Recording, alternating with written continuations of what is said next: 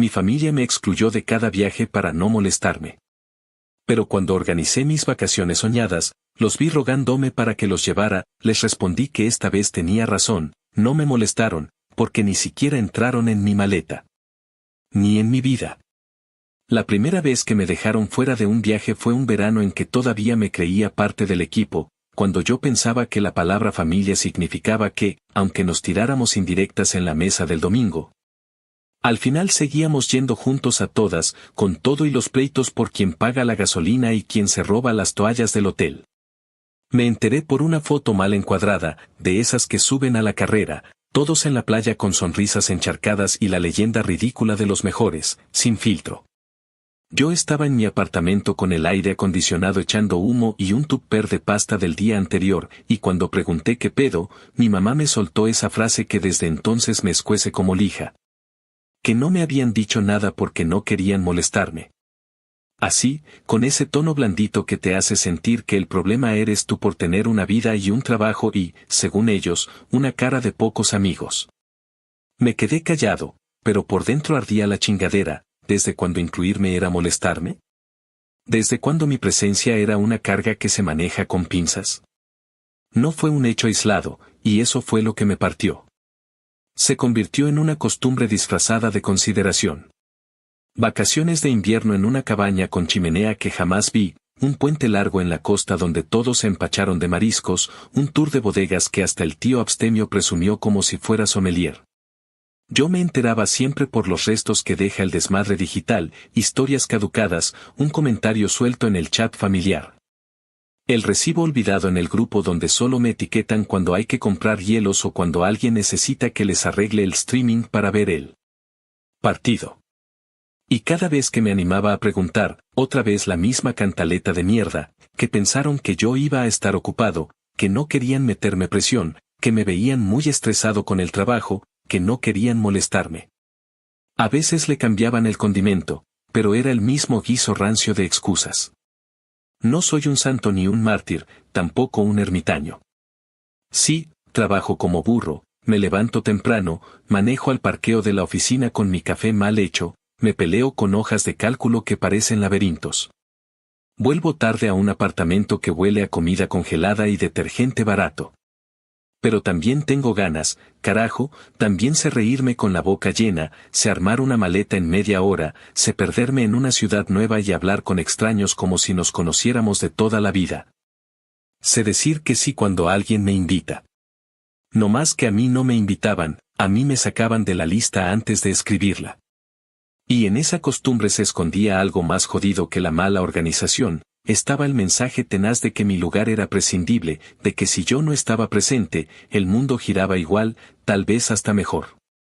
Una vez, cuando fueron a un parque temático que a mí me hacía ilusión desde chamaco, me enteré por un pinche llavero que mi hermano dejó tirado en el asiento trasero de su carro. Era un llavero feo, de plástico duro, con la cara de una mascota sonriente, y atrás decía una fecha y una frase tipo familia unida, que me hizo querer pisarlo hasta romperlo. Le pregunté en buena onda qué show, que cuando habían ido, y me dijo con toda la frescura del descaro que no me lo contaron porque yo andaba en una racha intensa y que no querían agregarme estrés. Me reí por no mentarle la madre en ese instante.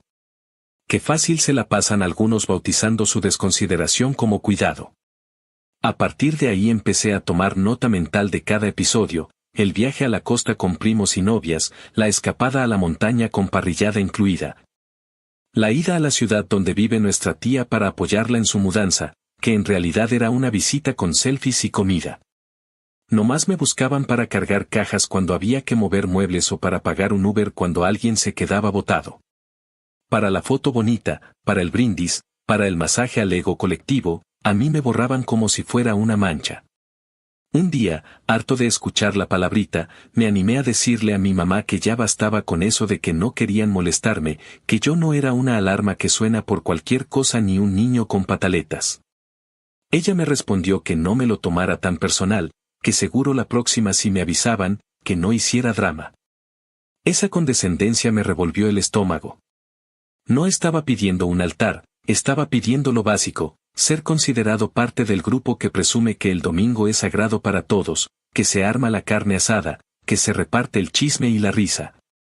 Y que supuestamente comparte algo más que el apellido.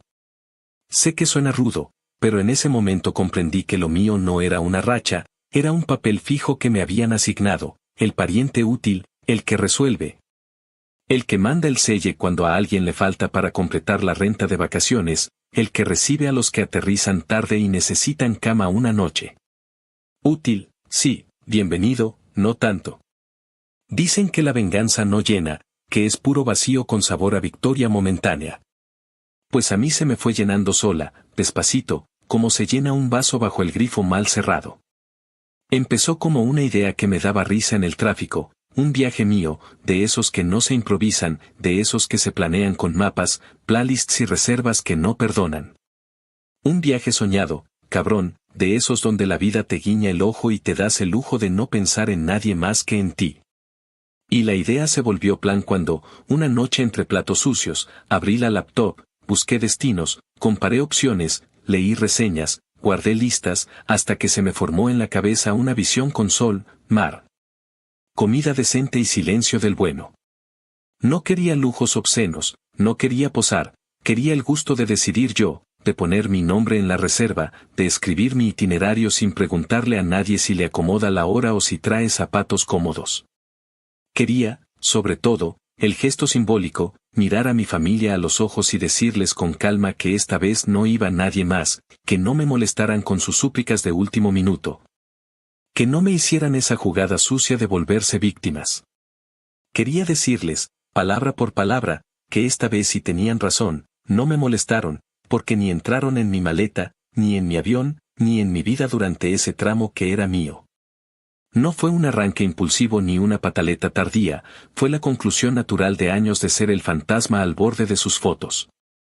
Empecé a ahorrar sin alardear, a cortar gastos que me daban lo mismo, a decirle que no a las pequeñas fugas que no me aportaban nada y a decirme que sí a un plan que me hacía cosquillas en el pecho. Me volví obsesivo con los detalles, pero de la clase de obsesión que te alimenta, elegir el sitio exacto donde tomar café en las mañanas, pensar qué libro me iba a llevar, imaginar la primera caminata al atardecer. Sentir el aire salado pegándose al cuerpo. Mientras tanto, con la cara serena, seguí asistiendo a los cumpleaños, a los asados, a los bautizos improvisados, y cada vez que salía en el tema algún viajecito de todos, yo asentía y mordía el anzuelo del silencio. A esas alturas, la palabra molestar me daba risa, ya no dolía, solo confirmaba quién era quién en ese teatro. Lo cuento así, de corrido, porque es la única forma de que se entienda la herida y la decisión.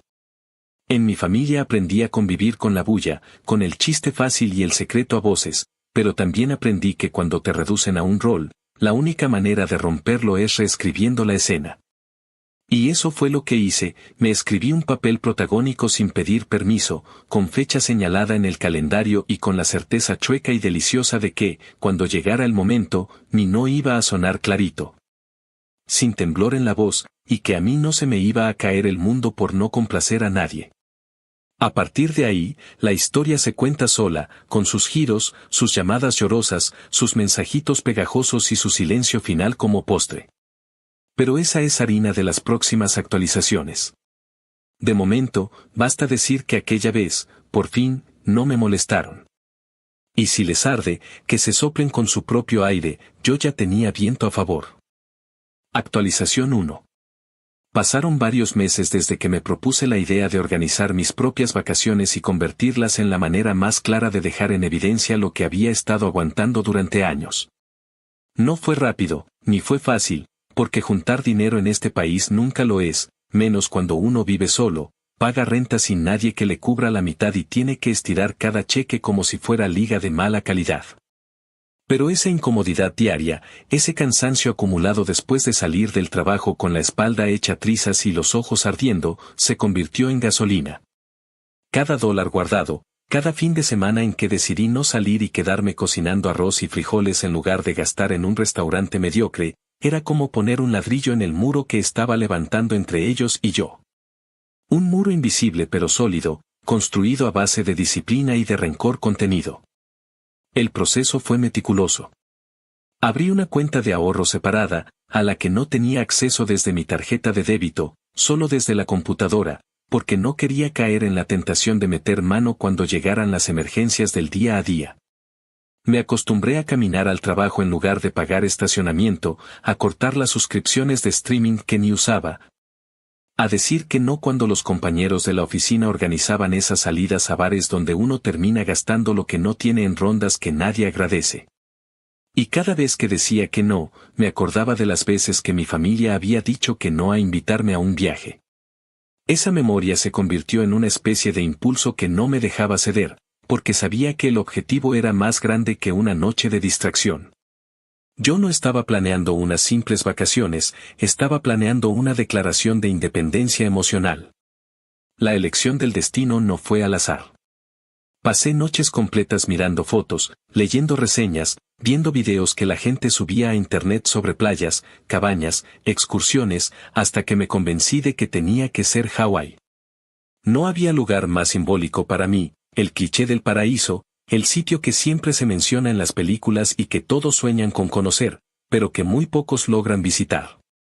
Pensaba en cómo mi familia siempre buscaba destinos baratos o cercanos, lugares donde podían estar todos juntos amontonados, discutiendo quién iba a dormir en el colchón inflable y quién iba a manejar de regreso. Y me imaginaba yo, en cambio, con una bebida fría en la mano, viendo el mar, respirando un silencio que jamás tuve con ellos. La comparación era brutal y deliciosa, y solo con pensar en ello me daban ganas de apretar más el cinturón y ahorrar lo doble. Cuando por fin compré los boletos de avión, sentí una mezcla de adrenalina y alivio. El correo de confirmación llegó una noche cualquiera, y me quedé mirándolo como si fuera un trofeo. No le conté a nadie, ni siquiera a mis amigos más cercanos, porque sabía que parte del plan era el efecto sorpresa. Hice lo mismo con la reserva de la cabaña frente al mar. Leí cada detalle, revisé las fotos, confirmé que tuviera todo lo que necesitaba, desde la cocina equipada hasta el maldito wifi que sabía que iba a ignorar pero que me daba tranquilidad tener. Cerré la computadora y me serví un trago, el más barato de los licores que tenía, y brindé solo en la cocina. Esa fue la primera vez que sentí que mi venganza estaba tomando forma real. El salto de tiempo se hizo evidente porque mientras yo acumulaba planes y dinero, mi familia seguía en lo mismo, organizando escapadas que yo conocía solo por las fotos en redes. El detalle irónico fue que ya no me dolía verlas, al contrario, me daba hasta un morbo extraño. Sabía que ellos estaban disfrutando sin mí como siempre, pero yo tenía unas bajo la manga que ellos ni sospechaban. Me aguantaba las ganas de gritarlo, de poner en el chat familiar que me iba a largar a Hawái y que ni se asomaran a pedirme lugar. Pero no, había que esperar el momento exacto. Ese momento llegó cuando decidí subir la primera foto a Instagram, una simple captura de pantalla de mi confirmación de vuelo, con la fecha marcada y una frase irónica que decía algo así como que al fin me iba a regalar un descanso merecido. No pasó ni media hora antes de que empezaran a lloverme mensajes directos. Mi prima escribió que qué chingón, que cuando había planeado eso. Mi hermano me preguntó si era en serio. Y luego vino lo que yo estaba esperando, las quejas disfrazadas de sorpresa. Mi tía me mandó un párrafo entero diciendo que le hubiera encantado ir, que siempre había soñado con conocer Hawái, y que si yo hubiera dicho algo, seguro todos habríamos organizado algo juntos. No pude evitar soltar una carcajada amarga, porque el descaro era de campeonato. Años borrándome de las listas y ahora se indignaban porque yo había decidido hacer lo mismo. La joya de la corona fue cuando uno de mis primos me reclamó directamente. Me escribió que era una mala onda no haberlos considerado, que la familia estaba para compartir y que ellos siempre trataban de hacerme parte de las cosas. Esa frase me prendió fuego en el pecho. ¿Siempre trataban? ¿De qué carajos hablaba? Me quedé un rato mirando el mensaje, disfrutando la ironía, y luego contesté con la frase que llevaba meses ensayando en mi cabeza, que no los había invitado porque no quería molestarlos. Fue como disparar una flecha directa al corazón del cinismo que me habían repetido durante años. No escribí nada más, no di explicaciones, no les regalé ni una palabra extra.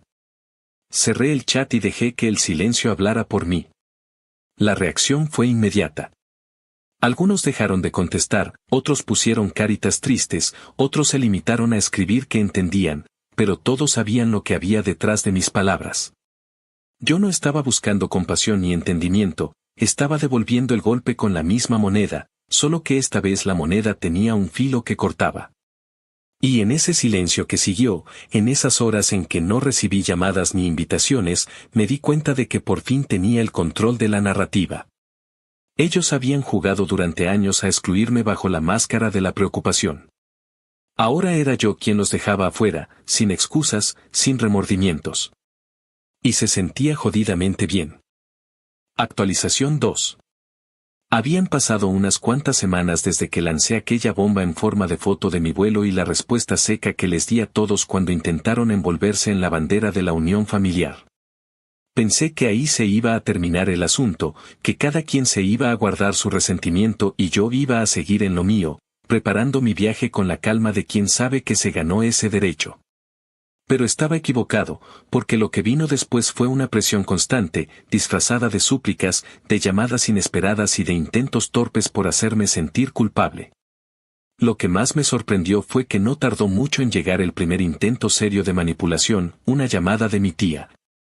Esa misma que en cada viaje organizaba quién dormía en qué cuarto y que se vanagloriaba de mantenernos unidos. Era un martes en la tarde, yo acababa de llegar de trabajar, todavía con la ropa oliendo a café viejo de la oficina y con el cansancio pegado en la piel, cuando vi su nombre en la pantalla. Dudé en contestar, porque ya me olía por donde venía la cosa, pero al final respondí por pura curiosidad. La conversación arrancó con un tono meloso que me puso los nervios de punta. Me dijo que había estado pensando mucho en lo que yo había hecho, que había visto las fotos de mi reserva y que le dolía en el alma no estar incluida. Usaba esas palabras como si estuviéramos hablando de un asunto de vida o muerte, cuando en realidad era solo la consecuencia de años de exclusión que ellos mismos habían creado. Y luego vino lo esperado, la súplica. Me dijo que siempre había querido conocer Hawái, que era su sueño desde joven, y que si yo tuviera un poquito de corazón la dejaría ir conmigo, aunque fuera pagándose su boleto y quedándose en el sillón de la cabaña. Después intentó ablandarme con lo sentimental, diciéndome que mi primo, ese cabrón que subió cientos de fotos en Cancún con todos menos conmigo, había estado muy ilusionado con la idea de viajar a un lugar así y que sería muy bonito que yo le diera la oportunidad. Me quedé callado un momento, apretando los dientes para no soltar la risa que me subía sola. Porque la ironía era demasiado evidente, ¿dónde carajos habían estado esas ganas de compartir cuando yo les preguntaba por qué nunca me invitaban? ¿Dónde estaba esa urgencia por incluirme cuando yo pasaba los fines de semana viendo sus historias de viajes en grupo, comiendo sobras en mi apartamento? Ahora, de repente, resulta que el sueño de todos dependía de mí. ¡Qué casualidad tan conveniente! La respuesta me salió natural, como si la hubiera practicado 1000 veces. Le dije que me parecía muy bien que ellos tuvieran sueños, que seguro todavía quedaban muchísimos paquetes turísticos para Cancún o para Las Vegas o para cualquier lugar donde solían ir todos juntos sin mí. Pero que esta vez el viaje era mío, planeado por mí y para mí. No había espacio para nadie más. No era una invitación rechazada, era simplemente que nunca existió el plan de compartirlo. Ella se quedó en silencio unos segundos, lo suficiente para que yo imaginara la cara de sorpresa al escucharme con esa firmeza. Y luego vino el chantaje disfrazado de reproche, que yo estaba siendo egoísta, que la familia debía estar primero, que ellos habían hecho todo lo posible por incluirme. Esa frase fue la gota que me colmó, porque me sonó a burla. La interrumpí y le dije, sin levantar la voz pero con todo el veneno que llevaba años acumulando, que yo ya conocía demasiado bien lo que para ellos significaba incluirme. Que para mí era otra forma de decir que me borraban y luego lo maquillaban con excusas baratas.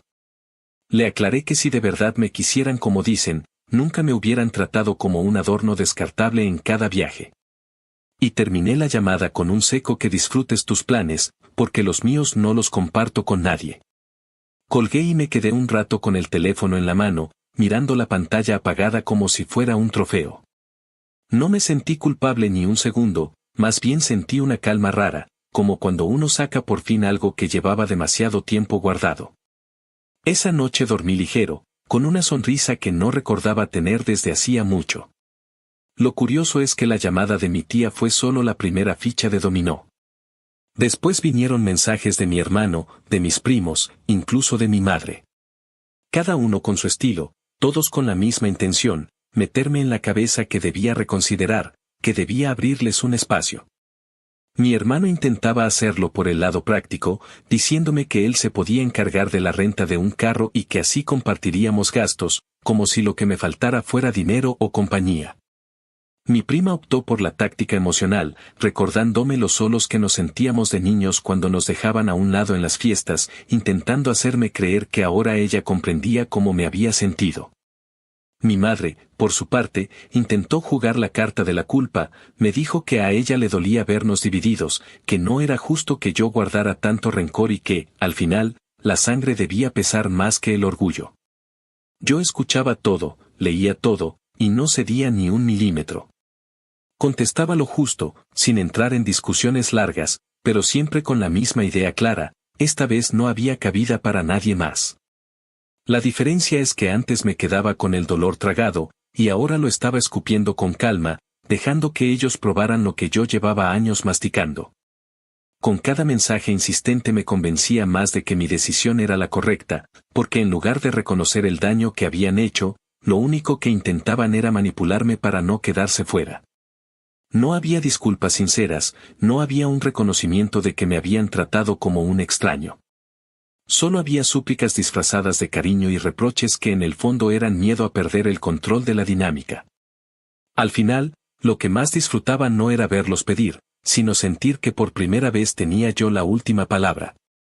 Por primera vez no estaba esperando su invitación, ni mendigando espacio, ni aceptando las migajas de sus excusas. Era yo quien decidía a quién dejar afuera, y lo hacía con la misma frialdad con la que ellos me habían borrado tantas veces. Esa certeza me daba un poder que jamás había sentido dentro de la familia. Y aunque sabía que la tormenta apenas estaba empezando, me sentía preparado, porque ahora el juego era mío, y el tablero lo había armado yo. Actualización 3. Pasó el tiempo con ese ritmo raro de cuando uno tiene un plan entre manos y cada día parece un escalón más hacia algo que por fin te pertenece. La insistencia de mi familia se fue apagando como las brasas después de una parrillada aburrida, no porque hubieran entendido, sino porque se quedaron sin argumentos que reciclar. Yo, en cambio, afiné los últimos detalles sin prisa pero sin flojera, revisé mi maleta una y otra vez, doblé la ropa con un cuidado que nunca tuve con nada, metí los tenis viejos que me han salvado en caminatas imposibles.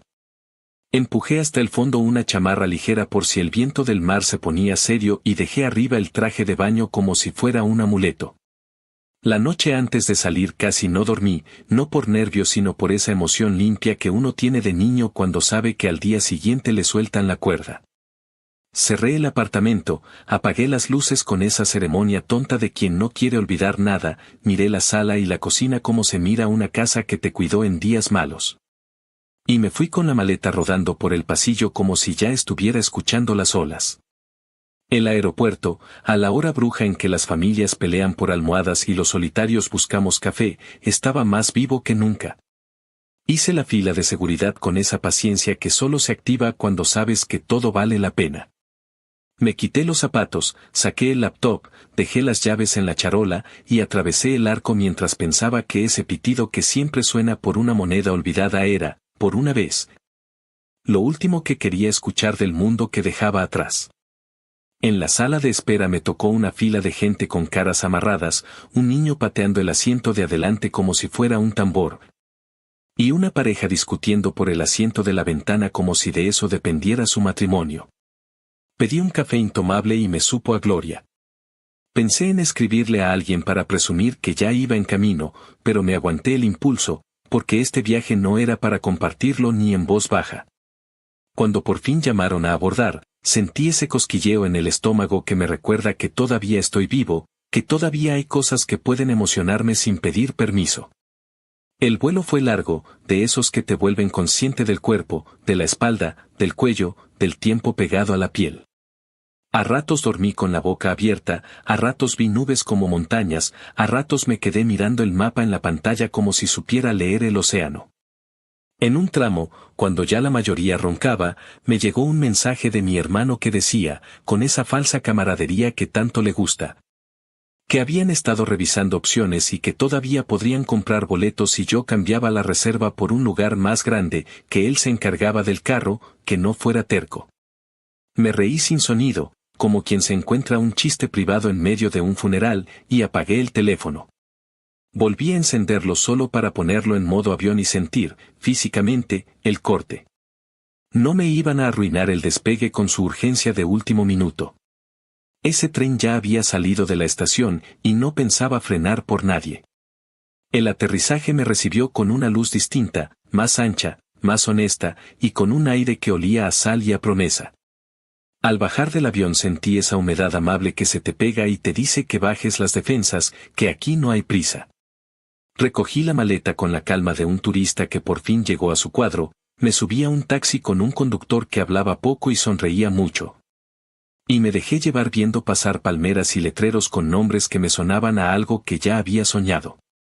La cabaña era tal cual la recordaba de las fotos, madera clara, ventanas grandes, una cocina simple pero completa, una terraza que miraba al mar sin pedirle permiso a nadie y una hamaca que parecía esperarme desde siempre. Dejé la maleta en el cuarto, me quité los zapatos y caminé descalzo hasta la puerta que daba a la playa. El primer paso sobre la arena fue como hundirse en una verdad, y el segundo fue el golpe de realidad más dulce que he sentido en años. Antes de tirar el teléfono en un cajón, me acordé del ritual que había prometido hacerme, un mensaje corto, certero, como un sello. Abrí el chat familiar, ese teatro donde llevan años actuando la obra de la unión, y solté la frase sin sangrar palabras de más. Les dije, con la misma sencillez con la que se da una dirección, que esta vez sí habían acertado con aquello de no molestarme, porque no entraron en mi maleta y tampoco en mi vida durante estas vacaciones. Añadí una foto que sacaba solo mis piernas y el horizonte, sin caras, sin sonrisas enlatadas, sin nada que se pudiera confundir con invitación. Lo envié y volví a poner el teléfono boca abajo como si fuera una piedra. No esperé respuesta, no necesité comprobar si habían leído, no quise regalarles el poder de mi atención. Cerré la puerta del cuarto, respiré hondo, y me hice una promesa que si pensaba cumplir, estar presente para mí, carajo, aunque me costara morderme la lengua. La primera tarde fue una ceremonia lenta de reaprender a estar conmigo. Fui a un mercado cercano donde vendían pescado fresco envuelto en papel y arroz caliente en recipientes desechables que quemaban los dedos. Me dieron a probar una mezcla con salsa de soya, cebolla y un picante que me sacó una lágrima feliz. Compré frutas con nombres sencillos pero sabores que te detienen, y una bolsa de pan dulce que me devolvió a la infancia con esa facilidad que tienen las cosas bien hechas. Regresé a la cabaña con una bolsa en cada mano, abrí la puerta con el codo, puse música bajito y me serví una copa de lo que encontré en la tienda, nada fino, pero helado y suficiente. Comí de pie, mirando por la ventana, sintiendo el peso exacto de estar solo sin que me doliera. Después salí a la terraza con el plato en la mano y me senté a ver cómo el cielo se inventaba colores que en mi ciudad solo se ven en pantallas. Cuando el sol estaba ya escondiéndose, el teléfono vibró sobre la mesa como un animalito nervioso. No lo miré de inmediato, pero al final la curiosidad me ganó. Había mensajes en hilera, como si hubieran coordinado una ofensiva. Mi mamá decía que esperaba que estuviera bien, que por favor no le guardara rencor, que ella solo quería lo mejor para todos. Mi tía, la misma que había llorado por teléfono, me reclamaba con un tono pegajoso que cómo era posible que me negara a compartir un lugar tan bello con quienes más me quieren. Mi primo, ese campeón del descaro, escribió que yo me estaba portando como un cabrón egoísta, que la vida no era para andar guardando cuentas, que creciera de una vez. Cerré el chat con un gesto y me quedé mirando el mar como si fuera una pizarra donde escribí respuestas que nunca iba a mandar. Entendí entonces que la venganza no se trataba de lastimarlos con hechos, sino de no dejar que sus palabras me definieran ni un minuto más. El poder no estaba en contestarles, sino en no mover un dedo para sostener la farsa. Apagué el teléfono y lo metí en un cajón junto a los cubiertos, como si fuera un utensilio que no necesitaba por un buen rato. La noche en la cabaña fue una especie de bautismo. Cociné algo simple, me di una ducha larga, dejé que el agua se llevara trozos de un cansancio que no sabía que traía pegado, y me tiré en la cama con la ventana abierta para que entrara el sonido del mar. No soñé con nada, o al menos no me acuerdo, y eso me pareció lo más sano que me había pasado en años. Al amanecer me despertó una claridad suave, la clase de luz que te invita en lugar de empujarte, y salí a caminar por la orilla dejando que el agua fría me mordiera los tobillos. Vi a un señor mayor lanzando una red con una destreza que no se aprende en videos, a una pareja de turistas tratando de hacerse una foto que les explicara el mundo, y a un perro feliz corriendo detrás de su propia sombra. Me reí solo, con esa risa chiquita que suena a gratitud, porque por fin estaba viviendo una mañana que no era prestada. A lo largo del día hice las cosas sin itinerario rígido, como si el reloj también se hubiera tomado vacaciones. Subí por un sendero corto hasta un mirador desde donde el mar se veía como una sábana arrugada, sudé sin pena, me senté en una piedra a beber agua tibia y a dejar que las piernas se quejaran. Porque hasta el cuerpo necesitaba sacar su propio coraje. Bajé despacio, sin la presión de quien teme perderse de algo, y me regalé una parada en una panadería que olía a mantequilla y a azúcar. La señora del mostrador me preguntó de dónde venía, me dijo que probara unas donas que parecían nubes fritas y me ofreció una servilleta extra como si supiera que me iba a embarrar como niño. Me guardé un par para la tarde y caminé de regreso a la cabaña con esa lentitud que uno solo se permite cuando nadie está mirando el reloj por ti. En la tarde, con el sol tirando sus últimos golpes, me senté otra vez en la terraza y abrí el teléfono sin culpa, como quien mira por la ventana de una casa ajena para confirmar que ya se fue el bullicio. Había más mensajes, claro, pero ahora sonaban a eco. Mi hermano insistía en que me estaban extrañando, que todavía podía arreglarlo si le sacaba un lugar, que él sabía de una oferta que nos convenía a todos, que no fuera necio. Mi madre, otra vez con la herida abierta que no sabe cerrar, decía que no quería pelear, que prefería que habláramos cuando volviera, que no se quedara esto en el aire. Y mi tía soltó un remate que me hizo soltar una carcajada franca, aseguró que si yo los hubiera invitado desde el principio todo habría sido felicidad, que mi error había sido callarlo.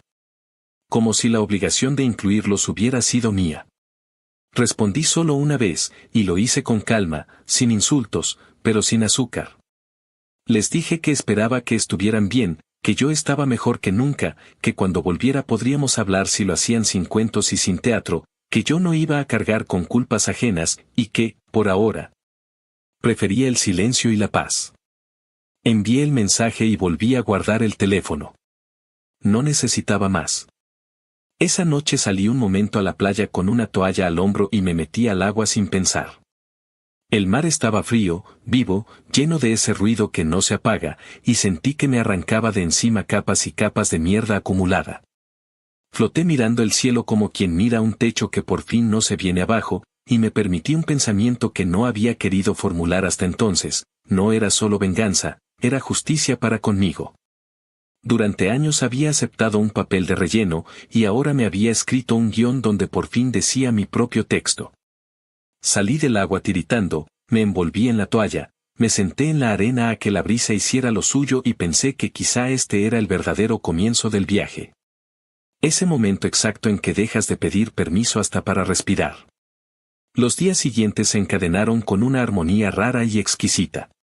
Aprendí la ruta del café bueno, descubrí un puesto donde preparaban un pescado marinado con una mano que se notaba en cada bocado, me quemé la nariz por confiarme y me apliqué crema como si fuera religión.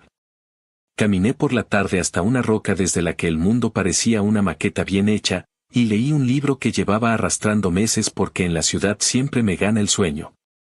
Cada noche caía rendido con el cuerpo cansado de lo concreto, de lo simple, no del drama constante al que me tenían acostumbrado. Y cada mañana, cuando abría el teléfono solo para confirmar la hora, bloqueaba una notificación más del chat familiar, no con odio, sino con la certeza tranquila de quien pone límites y no se disculpa por hacerlo. Cuando se acercaba el final del viaje, me senté en la terraza con un plato de fruta absurda por lo sabrosa y pensé en la vuelta como se piensa en una ciudad a la que uno decide regresar con otra actitud. No tenía contentillo ni ganas de alargar lo inevitable, más bien tenía hambre de volver con esta versión de mí que aprendí a escuchar. Me prometí que, al regresar, no iba a permitir la vieja coreografía de excusas, que si querían hablar de verdad tendrían que hacerlo con los ojos limpios y las manos abiertas. Que si intentaban volver al truco de llamarlo preocupación, los iba a mandar a chingar a su abuela con una sonrisa. En la última tarde, cuando el sol se escondió como quien cierra un telón con elegancia, repetí en voz baja esa frase que se volvió mi talismán: esta vez no me molestaron. Y se sintió como una verdad escrita en piedra, una declaración que no necesitaba testigos ni aplausos. Bastaba con que me bastara a mí. Actualización 4. El regreso fue casi tan revelador como la partida.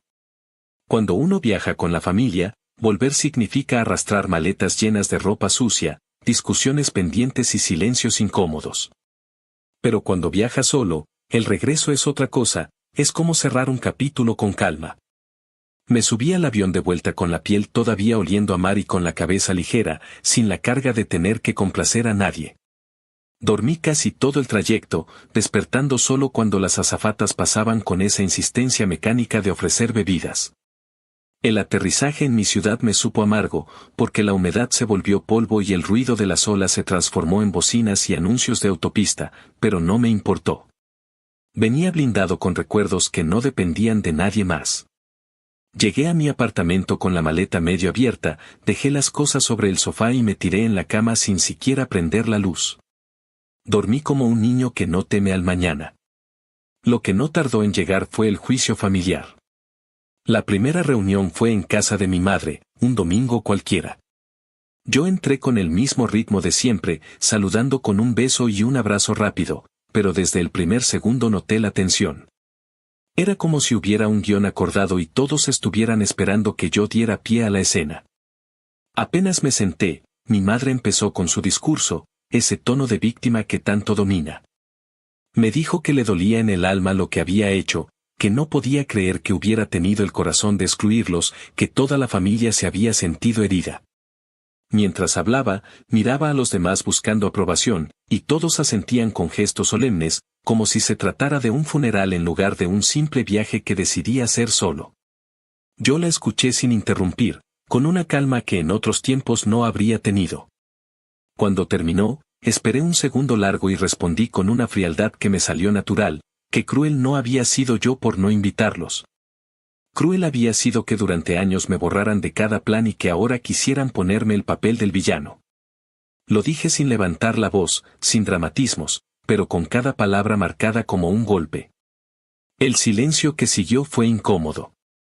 Mi tía, que siempre ha sido la vocera del grupo, intentó suavizar la situación, diciendo que quizá todo había sido un malentendido, que seguramente yo nunca me había fijado en los detalles.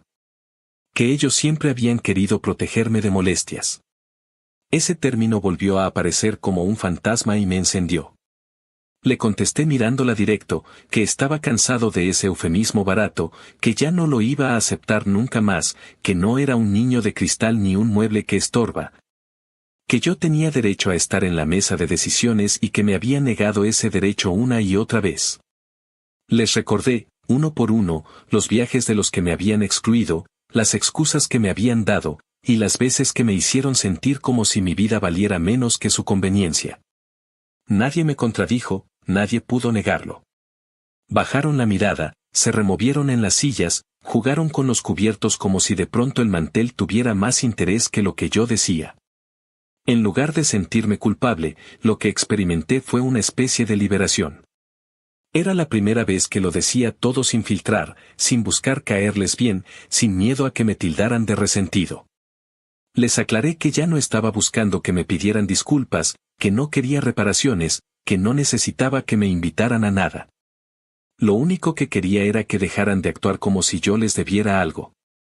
Les dije que ya había tomado mi lugar y que si eso significaba que no les gustaba tenerme cerca, que no me hablaran más, que yo iba a dormir igual de tranquilo. Fue en ese momento cuando vi la cara de mi hermano, que intentaba decir algo pero no se atrevía, y entendí que el mensaje había llegado más hondo de lo que esperaba. Los siguientes días se sintieron raros, porque hubo un silencio prolongado.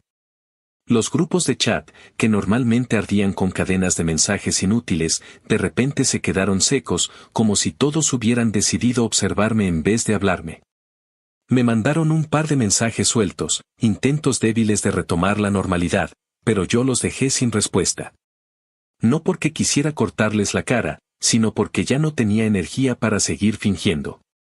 Era evidente que mi ausencia en su dinámica dolía, que les incomodaba, y esa incomodidad era la misma que yo había vivido durante años. Solo que ahora el papel estaba invertido, y yo no iba a mover un dedo para aliviarles la carga. Lo más revelador fue darme cuenta de que mi vida no se derrumbaba por no estar pegado a ellos. Los días volvieron a su ritmo, con mi trabajo, mis rutinas, mis comidas sencillas y mis paseos cortos, pero esta vez con una sensación distinta, que no dependía de nadie para sentirme completo. Me encontré sonriendo solo en el supermercado, escuchando música en el carro con la ventana abajo, cocinando una cena improvisada en un martes cualquiera. Detalles mínimos que antes pasaban desapercibidos, ahora tenían un sabor distinto, porque venían sin el veneno de sentirme un accesorio de alguien más. Cuando volví a ver a mi madre, semanas después, intentó otra vez el discurso del drama, diciendo que todo estaba muy frío entre nosotros, que la familia se estaba desmoronando. Yo le contesté con calma que la familia no se estaba desmoronando por mí, que si estaba rota era porque ellos habían empezado a excluir a uno de los suyos mucho antes de que yo decidiera responderles igual. Le expliqué que no había odio de mi parte, solo cansancio, y que no pensaba cargar con una mochila que no me correspondía. Ella lloró un poco, como suele hacer cuando las cosas no salen como quiere, y yo la abracé con cuidado, no por culpa, sino por cariño genuino, pero sin retractarme de lo dicho. Entendió que esta vez mis palabras no venían con reversa. Lo curioso fue que algunos primos dejaron de buscarme del todo, como si mi postura los hubiera intimidado. Otros, en cambio, intentaron acercarse con excusas tontas, como invitarme a comer o pedirme un favor mínimo, pero nunca tocaron el tema del viaje ni de lo que pasó. Se notaba que querían volver al guión de siempre, y yo, con cortesía pero con distancia, les respondía lo mínimo. Había aprendido que no es necesario cortar lazos con violencia, basta con no darles más cuerda de la que merecen. Al final, lo que más me quedó de esa etapa fue la certeza de que no tenía por qué justificarme. No había sido cruel, no había sido injusto, simplemente había devuelto lo que recibí durante años. Y aunque en su teatro yo ahora apareciera como el villano, en mi propia historia me había convertido en alguien que se puso de pie y dijo basta. Esa diferencia era lo único que importaba, y con eso dormía tranquilo cada noche, con la conciencia limpia y el recuerdo de un mar que me enseñó que uno puede soltar sin miedo. Actualización final. Pasaron varios meses en los que la vida me agarró de la solapa y me sacudió con esa mezcla de rutina y calma que uno solo aprende a valorar cuando deja de pedir permiso para existir. Volví a mi trabajo, a mis desayunos con café quemado y pan tostado a medias, a mis caminatas tardías por el vecindario donde los árboles tiran hojas como si fueran confeti sin fiesta, y a mis noches sin ruido prestado. El chat familiar seguía vivo, pero conmigo en modo lectura, aparecían fotos de cumpleaños, una parrillada donde el tío quemó la mitad de la carne y se aplaudieron igual. Un bautizo improvisado que terminó en karaoke y un par de cadenas ridículas con recetas que prometían milagros con mayonesa. Yo miraba, sonreía, guardaba el teléfono boca abajo y me largaba al gimnasio o al cine solo, porque me agarré el gusto a la soledad bien escogida. No fue indiferencia, fue la paz de saber que el mundo no se cae si uno no está en cada foto. Cuando alguien intentaba abrir el tema del viaje a Hawái, lo cortaban con un luego hablamos que ya no me arrancaba nada. A esas alturas yo ya había aprendido a no gastar saliva en quien solo quiere escuchar su propia versión de la historia. El salto de tiempo se notó clarito cuando se asomó el verano y mi prima decidió coronarse como la nueva general en jefe de los itinerarios. Armó, con la convicción de una vendedora de humo, un gran viaje familiar a la Florida, de esos donde prometen parques, playa y fotos con sonrisas relamidas. En el grupo escribieron que sería una experiencia para unirnos, que ya tenían paquetes con descuento, que solo había que confirmar quién dormía con quién, que se apuntaran los de siempre. Esa última frase me dio risa amarga porque era un guiño descarado, los de siempre quería decir todos menos yo. No me etiquetaron, no me escribieron en privado, no me mencionaron ni por accidente. Me enteré de detalles por lo que se les escapaba, que si la salida sería un jueves en la noche, que si el hotel incluía desayuno, que si la camioneta rentada venía con GPS. Que si el plan era ir a los parques 2 días seguidos. Vi cómo se pasaban la batuta de la organización, cómo se repartían los asientos y cómo apretaban números para que cuadrara la cuenta. Yo, mientras tanto, seguí con mi vida, compré una parrilla pequeña para mi balcón, aprendí a dejar la carne a punto sin chamuscarla, me enganché a correr temprano los fines de semana y reservé, en secreto, un fin de semana largo en las montañas de Carolina del Norte, una cabaña con chimenea y un río manso donde el único itinerario era escuchar agua. No necesitaba competir con su circo, mi revancha era no mover un dedo para entrar en él. El día de su viaje, el caos se desató como si el universo hubiera leído el guión y decidiera improvisar con saña. Cayó una tormenta tropical de esas que hacen que las aplicaciones del clima se pongan histéricas y que los noticieros repitan la palabra operación irregular hasta el cansancio. Cancelaron vuelos, rebotaron horarios, y las aerolíneas empezaron a regalar vales de comida como si fueran curitas para una herida abierta. Yo estaba en mi apartamento guardando la ropa limpia cuando empezó a vibrar el teléfono como si tuviera vida propia. Primero fue mi hermano, con la voz entre resignada y nerviosa, diciendo que su vuelo se había ido al carajo, que los movieron a la madrugada. Que los niños estaban insoportables y que si le podía ayudar a encontrar un hotel cerca del aeropuerto porque todo estaba lleno. No lo dijo explícito, pero se escuchaba clarito que necesitaba que yo, el pendejo de siempre, pusiera mi tarjeta para asegurar la reserva. Después entró la llamada de mi tía, esa cantante de reggaetón del dramatismo, diciendo que nadie sabe buscar ofertas como tú, que por qué no los ayudaba un poquito a reacomodar el itinerario. Que si tenía unos puntos en alguna tarjeta que les prestara.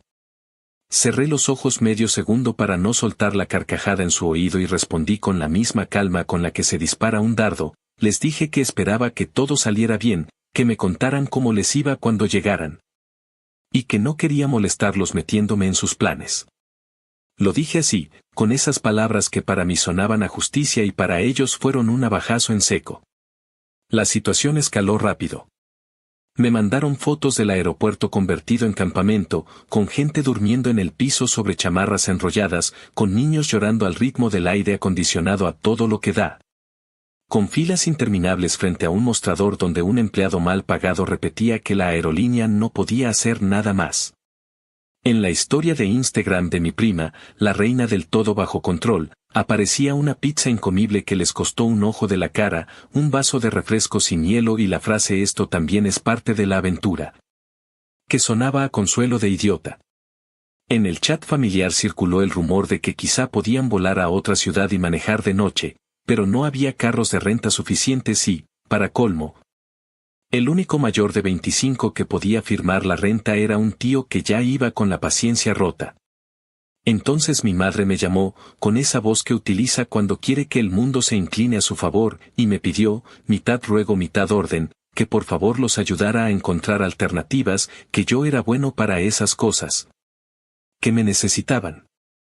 Esa palabra, necesitar, me rebotó en el pecho como un recordatorio de todas las veces que solo me buscaron para arreglarles el desmadre. Le contesté despacio, sin veneno pero sin azúcar, que lamentaba que estuvieran pasando por eso, que yo no iba a entrar a salvarles nada. Que si de verdad me habían querido en sus planes habrían levantado el teléfono meses atrás, no ahora que se les estaba yendo el viaje por el drenaje. Le dije, textualmente, que no los quería molestar. Hubo silencio, y luego un suspiro que me quiso jalar al agujero de siempre. Colgué antes de que me temblara la voz. Al día siguiente, con esa resaca de aeropuerto pegada a la piel de todos menos la mía, lograron volar a otra ciudad más al norte y se subieron a un shuttle que los dejó en el hotel marcado. El problema fue que el hotel, alegremente sobrevendido, se hizo el pendejo con la reserva hecha por internet y les ofreció cuartos separados, camas sueltas, sofás cama que crujían como madera vieja. Y un precio corregido por alta demanda que parecía una broma pesada. Mi prima me escribió desde el lobby con un mensaje larguísimo y cero puntuación, como quien no sabe si suplica o regaña, y me soltó que si de verdad querías a tu familia no nos dejarías tirados así. Le respondí que la familia que me quiere no me deja tirado fuera de cada viaje durante años, que la familia que me quiere no me usa como cajero automático ni como call center, que la familia que me quiere entiende un no. Y que no iba a repetirlo más veces porque ya lo había dicho lo suficiente. Me respondió con un qué cabrón te volviste y un emoji que no vi porque ya había cerrado el chat. Mientras ellos arreglaban la crisis con tarjetas prestadas, con cargos extra que iban a aceptar por cansancio, yo estaba en mi balcón encendiendo la parrilita nueva, dándole vuelta a un corte que me sonó a aplauso cuando tocó la plancha, y escuchando a un vecino tocar blues en una guitarra que parecía llorar con gusto. En ese contraste se me terminó de acomodar algo en el alma. Se acumularon las anécdotas de desastre como estampitas en un álbum que nadie quiere completar. Un día se quedaron sin shuttle porque el horario de regreso al aeropuerto era más corto de lo que el recepcionista juró, otro día les cancelaron una reserva de restaurante porque llegaron tarde. Después de una caminata absurda bajo un sol que achicharra, un primo se quedó sin señal y se perdió en un centro comercial gigantesco. Y a una tía le cobraron una tarifa ridícula por un paquete de toallas porque el hotel no cubre extras. Todo eso lo supe no porque estuviera persiguiendo chismes, sino porque lo publicaban como si quisieran que el mundo les palmease la espalda. A rato sentí una compasión mínima, un pellizco de humanidad que te asoma cuando ves a alguien pegándose contra la misma pared. Pero se me pasaba en cuanto leía un qué mala leche la tuya, no costaba nada ayudar o un si hubieras venido todo sería distinto. Mi ayuda siempre había sido el yeso de su irresponsabilidad y ya no iba a prestarme a eso. Mi madre.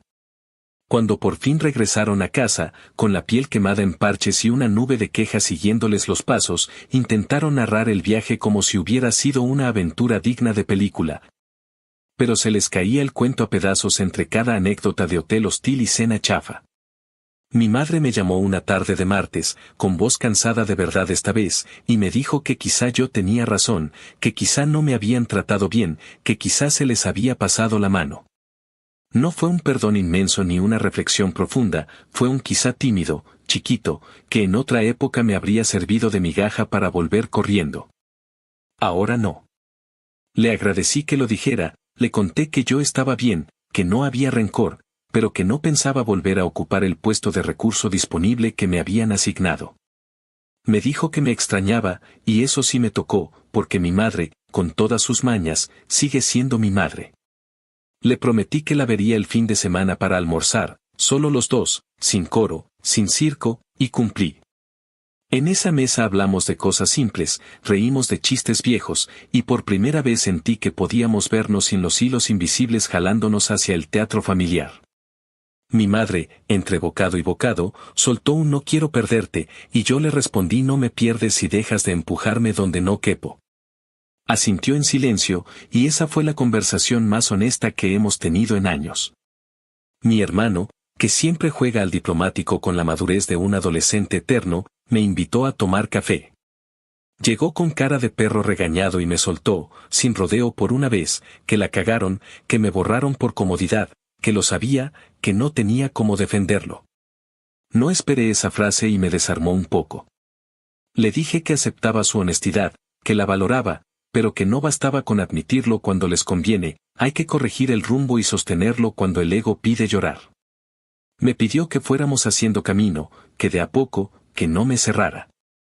Le dije que el camino estaba ahí, ni más ancho ni más estrecho que antes, solo que tenía señalizaciones nuevas, yo no soy banco, yo no soy chofer de emergencia, yo no soy organizador de crisis, yo no soy adorno para la foto. Soy familia cuando me tratan como familia. Nos chocamos los puños como dos chamacos y cambiamos de tema. Me pareció suficiente por ese día. Pasó otro tramo de tiempo, y con el otoño golpeando las ventanas decidí darme otro gusto, ese fin de semana en las montañas que había reservado a escondidas. Manejar carretera arriba con un termo de café, ver cómo el paisaje cambia de verde terco a naranja y rojo, escuchar al motor como una respiración que acompasa, llegar a una cabaña que olía a madera y a promesa de fuego. Apagué el celular desde que crucé la última gasolinera y le dije al mundo que me agarrara cuando volviera.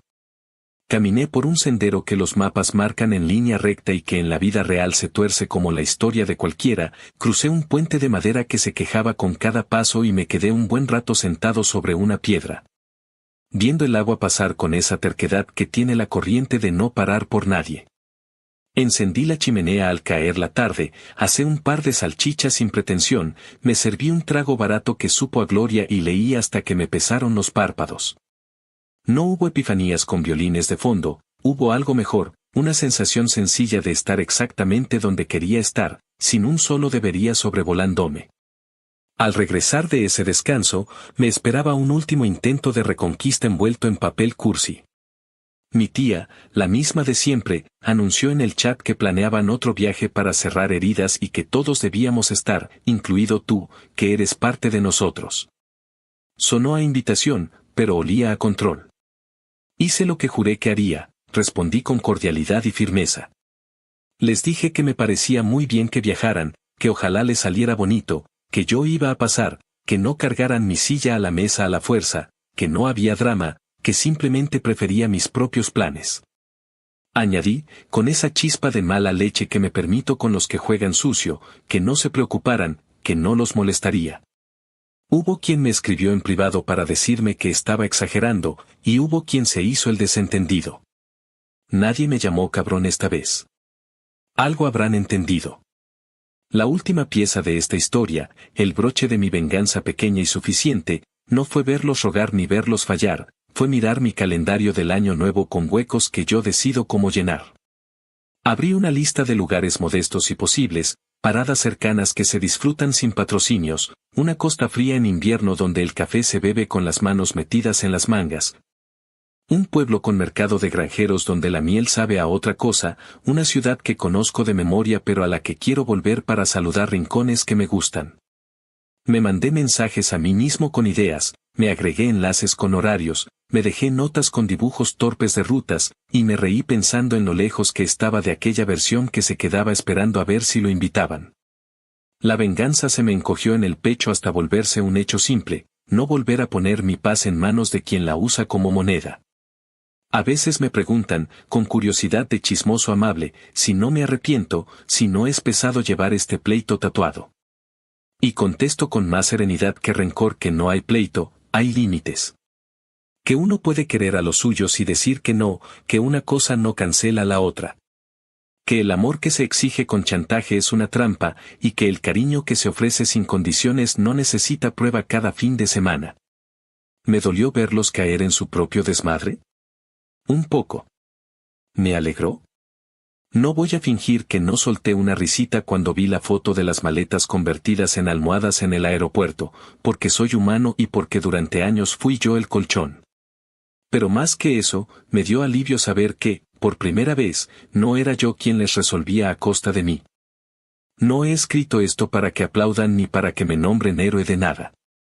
Lo escribo porque el hilo conductor de toda esta chingadera fue entender que no molestarte no es cariño cuando te borran, y que la mejor respuesta no siempre es gritar ni romper platos. A veces es cerrar el puño y guardarte tus planes como si fueran fuego, hacerlos, disfrutarlos, y cuando vengan con prisa y ojos grandes, decir con la misma suavidad con la que cierras una puerta que no quieres que se azote. No me molestaron. Y si quieren una frase de cierre, ahí va la que más me gusta repetirme cuando guardo el pasaporte en su cajita, cuando cierro la maleta con la ropa doblada como bandera limpia. Cuando apago el celular y dejo que el mundo se las arregle, no me molestaron, porque no entraron en mi maleta, ni en mi avión, ni en mi cama, ni en mi casa, ni en mi vida cuando decidí que era mía. Y así, carajo, sabe mejor cualquier viaje.